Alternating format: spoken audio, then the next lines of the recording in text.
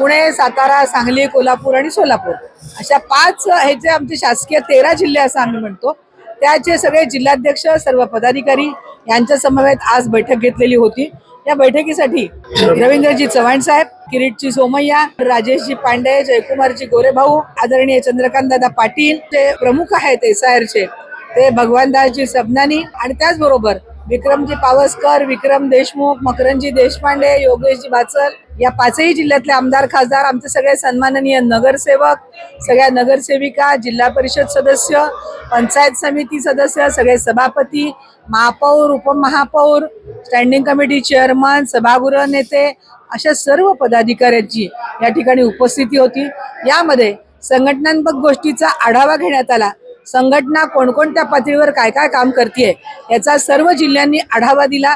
त्याचबरोबर आता जे काम पार पडलं SIRचं त्यामध्ये आपला पार्टी म्हणून कोणत्या प्रकारे सहभाग घेतलेला होता आणि आता मोठ्या प्रमाणामध्ये आपली जी नोंदणी झालेली आहे, अनेक अजून मुदत वाढ मिळालेली असताना सुद्धा अजून कोणत्या प्रकारे आपल्याला नोंदणी करायची आहे आणि सर्व नागरिकांपर्यंत कशा पद्धतीने पोहोचायचं आहे हा एक भाग त्याच्यामध्ये होता। सर्व नागरिकांना नोंदणी करून त्यामध्ये सहभागी करून घ्यावं अशा प्रकारचं आवाहन माननीय प्रदेशाध्यक्षांनी केलं।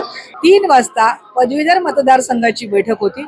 यामध्ये माननीय राजेशजी पांडे, माननीय नामदार चंद्रकांत दादा पाटील, नामदार जयकुमार गोरेभाऊ यांनी मार्गदर्शन केलं। यामध्ये शिक्षक आणि पदवीधर मतदारसंघामध्ये जे भारतीय जनता पार्टीचे दोनही उमेदवार निवडणूक लढणार आहेत त्यासाठी पदवीधरची नोंदणी करणं कशी आवश्यक आहे, कारण आता दर 5 वर्षांनी जेव्हा परत निवडणूक लागते तेव्हा पहिली नोंदणी होते ती रद्द होते आणि पुन्हा नोंदणी करून पुन्हा उमेदवाराला मतदान करायचं असतं।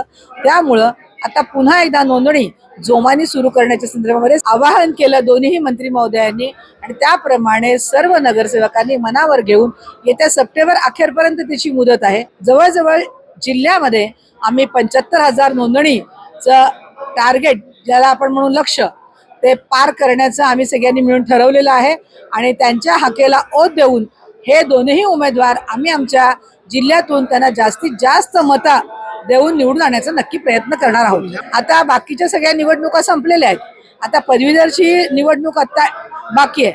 सोलापूर जिल्ह्यांनी न भूतो न भविष्यती अशा प्रकारचं यश पंचायत समिती असेल, नगरपालिका असेल, जिल्हा परिषद असेल, महानगरपालिका असेल यामध्ये मिळवलेलं आहे। त्यामुळे सर्व कार्यकर्त्यांच्यामध्ये आणि नगरसेवकांच्यामध्ये एक प्रकारचा उत्साह आहे की शिक्षक आणि पदवीधर या दोन्ही निवडणुका आम्ही पुन्हा एकदा जिंकून दाखवू म्हणून सगळ्यांच्यामध्ये असा उत्साह निर्माण झालेला आहे आणि मला विश्वास आहे की या सगळ्या लोकप्रतिनिधींच्या जीवावरती आम्ही या दोन्ही निवडणुका यशस्वीरित्या पार पाडून त्या जिंकू।